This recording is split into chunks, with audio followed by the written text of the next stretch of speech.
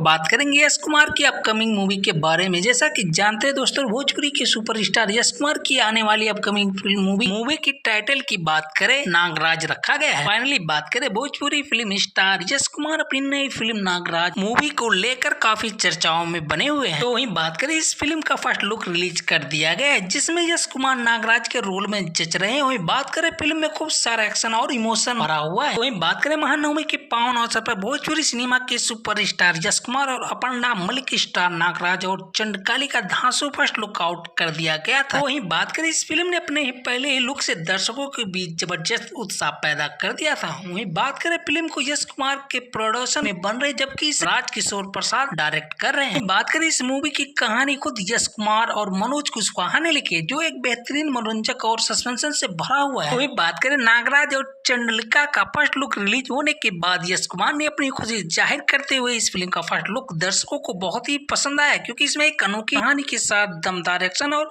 Emotion का reaction देखने को मिला। बात करें यश कुमार ने बताया कि दर्शक इस फिल्म को भरपूर प्यार देंगे, जैसा कि उन्होंने हमेशा मेरे काम को सराहा, उसी प्रकार फैंस उनकी इस मूवी को बहुत ही ज्यादा प्यार देने वाले।